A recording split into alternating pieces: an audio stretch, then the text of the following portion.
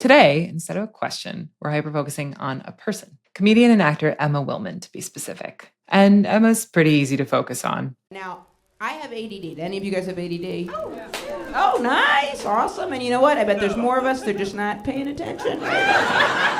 She describes herself as a dyslexic, gender-wiggly comic with ADHD. She used to stand up on The Late Show with Stephen Colbert. She played Beth in Crazy Ex-Girlfriend. And she is, unsurprisingly, very funny and very smart. And in her comedy, she talks about neurodivergence in a way that was new to me. I don't know that much about stand-up comedy. It's not my thing. But when I have seen it, when people are talking about neurodivergent people, we're almost always the butt of the joke. Neurodivergence in comedy is often portrayed as something to be laughed at, not with. It's usually something that makes you feel like you're on the outside looking in, not the other way around. In Emma's comedy, you always feel like you're on the inside with her, where you belong. So I wanted to have Emma on the show, not just because she's funny, but because she's vulnerable and because she's smart and because she's a person with ADHD and dyslexia who's carved out a career for herself in a very challenging space. Today on Hyperfocus, my interview with the very funny, very cool Emma Willmann. Well, I'm so glad to have you here, man. How was your morning? It was pretty good. I went to the gym and I was listening to this podcast. I've been trying so hard recently to not get on social media first thing. That's helpful. Ooh, it is. For sanity. It is really, I've been reading this book called How to Break Up with Your Phone. And I've just been reading little chunks of it, but in it, it talks about like the beginning chapters are her laying the foundation of all of the tips and tricks that companies have in order to really hack our dopamine systems.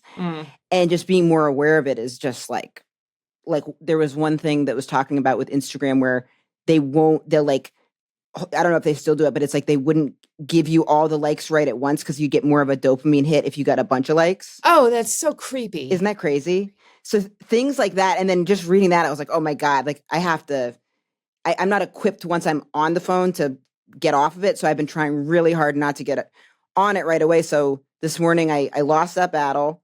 I was scrolling and I had to work on something. And then my friend called and I was like, you saved me. Turned the phone off and I went to the gym.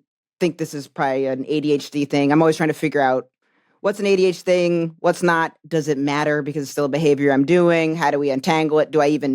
Let's focus on, for me, the solution instead of, I always want to know where things come from. But yes, if I spend too much time figuring out, is it this, is it that? Okay, I'm doing it. So if it's not serving me, how can I remedy it? But like, if someone's talking about something, I'll go, oh, I'll buy it. So I try to be quick to now be like, okay, if they're selling something, be a little bit more skeptical about it. So a question for you, because I have ADHD and dyscalculia, and you have ADHD and dyslexia, right? Yes. Dyscalculia is, tell me about that. The math. Math, but also like I can't tell left from right and I can't do directions. Like if you were to be like, oh, take a left there and go over here. Like, for example, I lived in New York City my entire life. I could not tell you how to get to my house. Mm-hmm. Like I could tell you landmarks, but I couldn't give you directions. Could you be like, you go down 7th Street and up 8th Street? Yeah, I could be like, you walk up 8th Street until you see the shoe store that used to be there, but it's not there anymore. And then you take a left at the people selling the books on the street. And then or I guess not take a left, but go towards the subway station. And if you do this, it's like, they're very much like the directions you would give in like a fantasy world where there are no actual cardinal directions of any kind. Left and right is not on the table as part of the directions. Not at all. That's so interesting.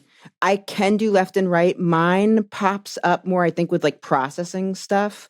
Definitely with spelling, handwriting, reading, but I do think it affects processing things more than I realized, which I always thought was more of an ADD thing. Dyslexia is a little bit more confusing to me because I don't know if that's just like the nature of what dyslexia is, that it is more confusing, or if it's less people have it, so it's out there less. I don't know. Like it's not, with ADD kind of has had moments, maybe it's still having one where it's like part of the, not vehicular. See, sometimes I mess up words, not vehicular, where it's like someone's talking about vernacular. So it's like part of the vernacular where it's like, oh, I'm so ADD. People don't use that with dyslexia as much. And even though that is annoying when people do that, sure, but it also like gets ADD out there more in a way that dyslexia, I've tried to read about it a little bit, but I just understand it much, much less. But that's what I have, ADD and dyslexia. So what is your ADHD like? Because like for me, I'm very inattentive. Like I have basically no hyperactive symptoms. And I just am super, super disorganized and struggle to like stay on task and on focus. And, it's the kind of ADHD where you would like look at a room full of people and be like, she seems fine. Until it was like, oh, you haven't turned in any work for 6 months. Like, did it bother you when they officially changed the name to ADHD to have the hyperfocus in it? Did you feel like, hey, I don't relate to that for myself?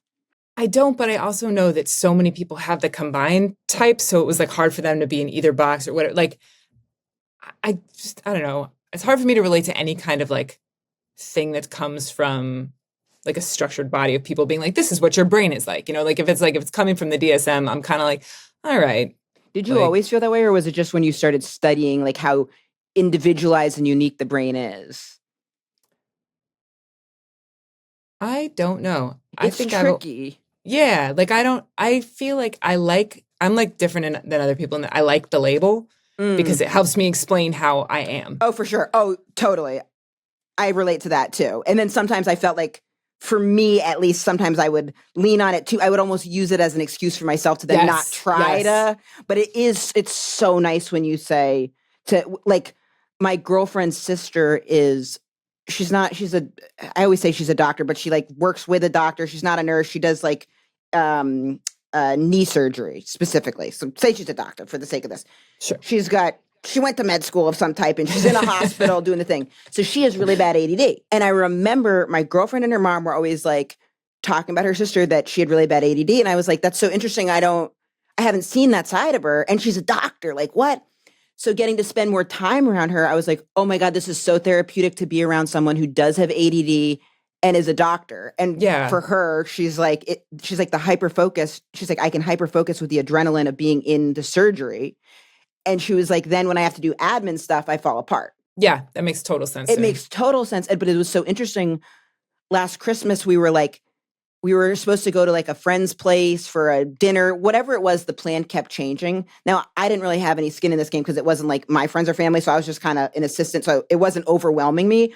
But I saw her sister get overwhelmed and she just took a minute. She was like, wait, so we're doing this or we're doing that. And they kept, it was very confusing. So I totally got why she did this. And she did this thing where she went right in the kitchen. And it's just such an interesting visual because she's like very beautiful. She's a doctor. She's like all this stuff.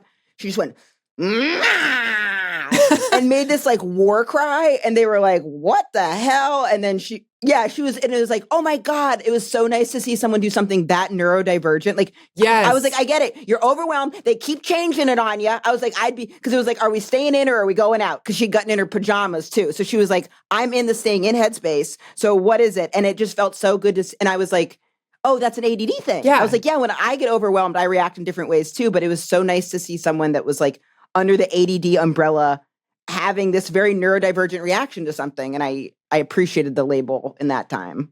I find it so comforting to be in that situation because you're just like, I don't know, like, I feel like so much of life is like compressing the things about you that you've been sort of like trained to hate. Sure.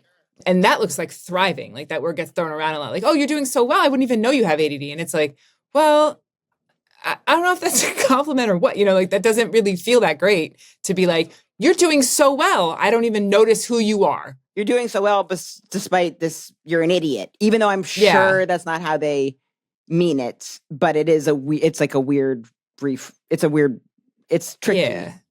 Being complimented on being able to like conceal yourself. Right. Is strange. So part of the reason that I wanted to talk to you though, is because all this stuff we're talking about, how ADHD, like, I don't know about you, but like for me, my ADHD affects every part of my life. Like there's no pulling apart like what's me and what's that. I mean, it's interwoven in your like synapses in your brain. So how could it be a separate thing? Yeah. But I've been thinking a lot, and this is like a thing I've wondered about for years, and I don't have a good answer for it. So I'm going to see if you can answer it, tell me. But like, has anybody ever asked you, like, if you could get rid of your ADHD, would you do it? Yeah, that's a tough one. It's a really tough one because it's like, it goes into a lot of too, like, as like things develop where it's like, maybe they'll be able to create something that could do that. Like or it's like detected, hey, the kid has ADD. Do you want to maybe have another version of like, there's like a lot of stuff that we're like eking towards where it could be. My immediate response, and I wish it was different, was yeah, absolutely. Mine too. That's such like a tricky, because I also always like to think of it like, yeah, get it out. Let me optimize. Like, what do I need to do? But maybe, I don't know. Maybe that would then change, if it changed the fabric of everything, but would that be bad? I think, honestly, yeah, I would definitely. I'm so sick of losing everything. But also, maybe if we didn't have ADD, maybe if we weren't losing everything, it'd be something. There's always going to be something.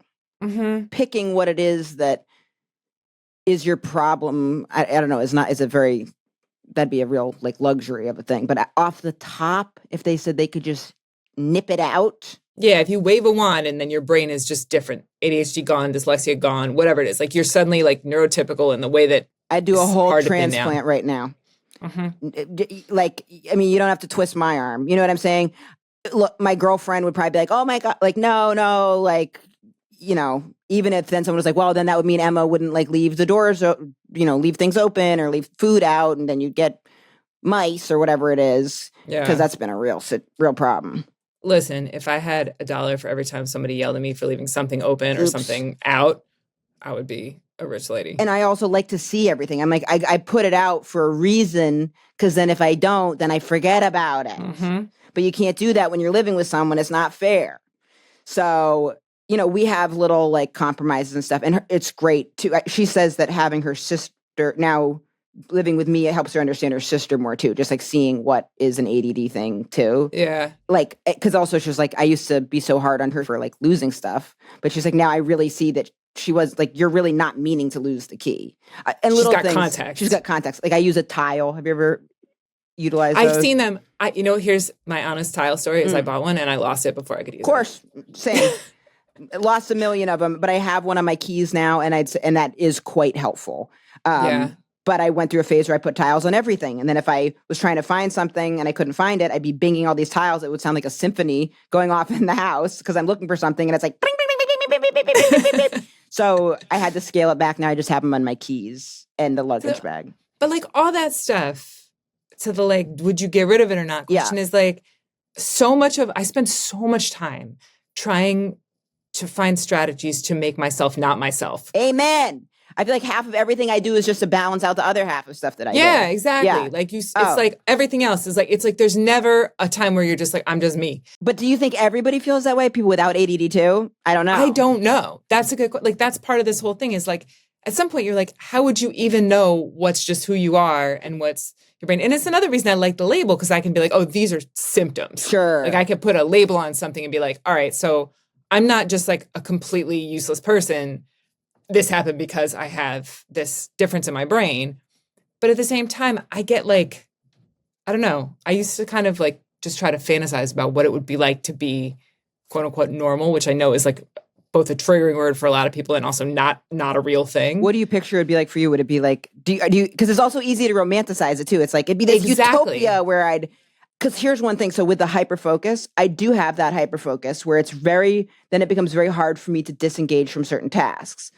But I will get a lot done. However, usually it has to be like pretty up to a deadline for me to really focus on it. And that's pretty frustrating too. And also it has to, part of why I'm like, I need to hyperfocus on all of it now is because I know if I stop, the likelihood of me picking it up and remembering what I was doing is very small. So it's like, it's better for me to just get it. But then that can also lead to getting overwhelmed because it's like, well, I need to find a 12-hour block of time to like do this. And the brain doesn't really work like that. It's like you've got like 3 hours, 4 hours max of natural concentration.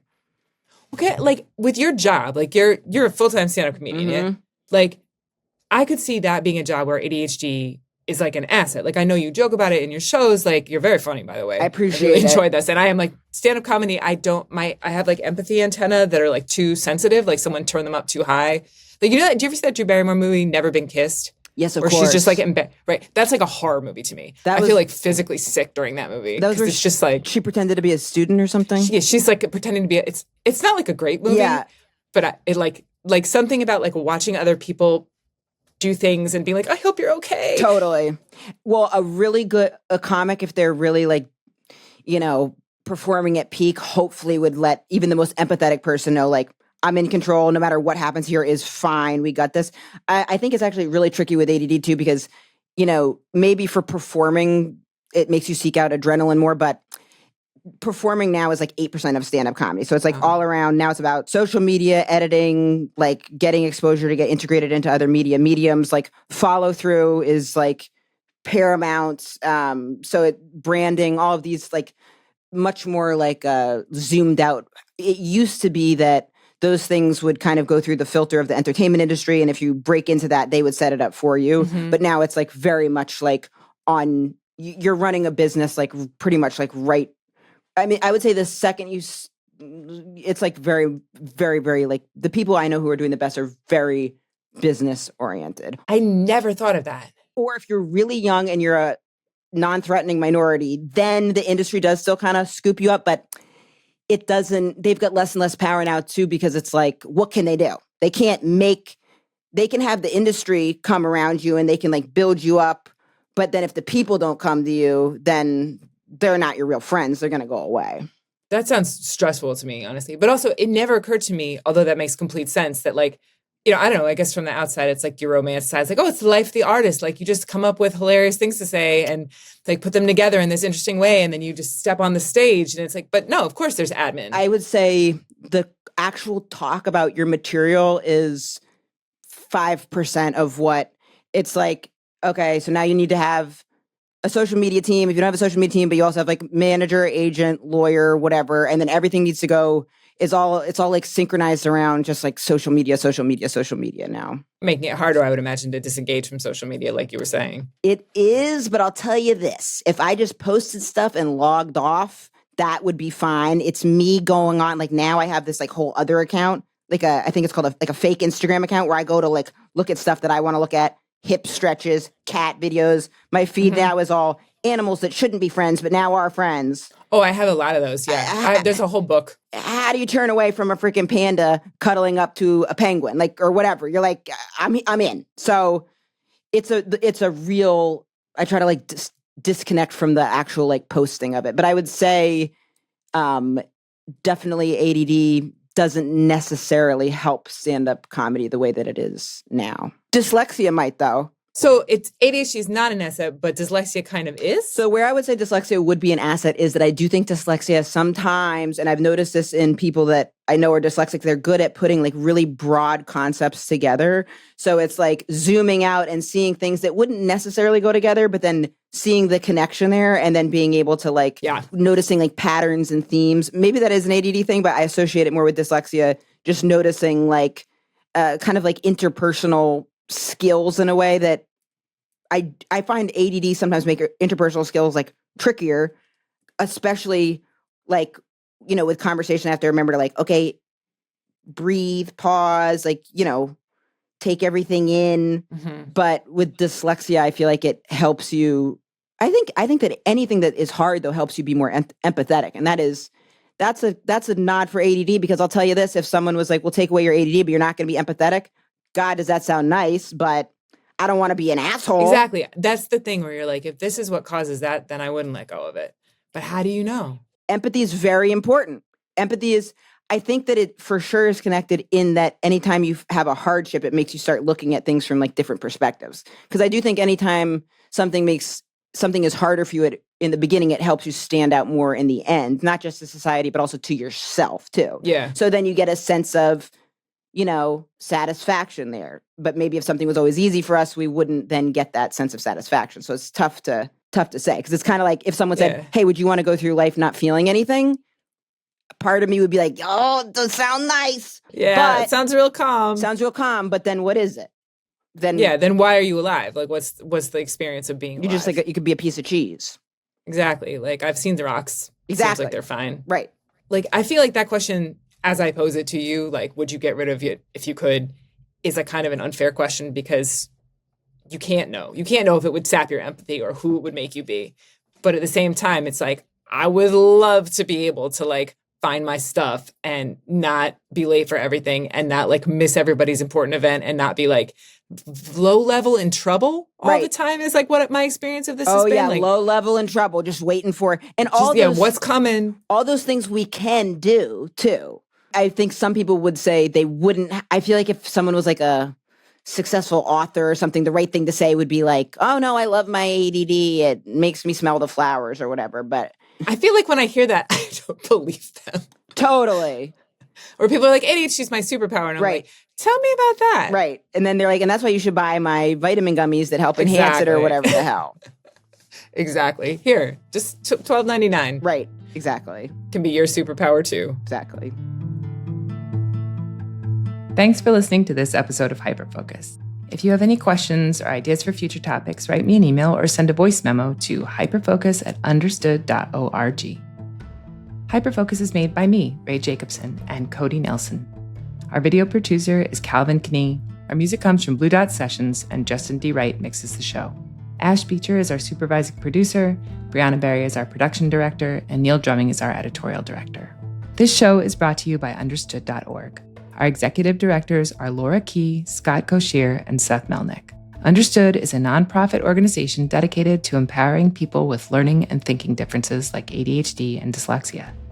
If you want to help us continue this work, you can donate at understood.org/give.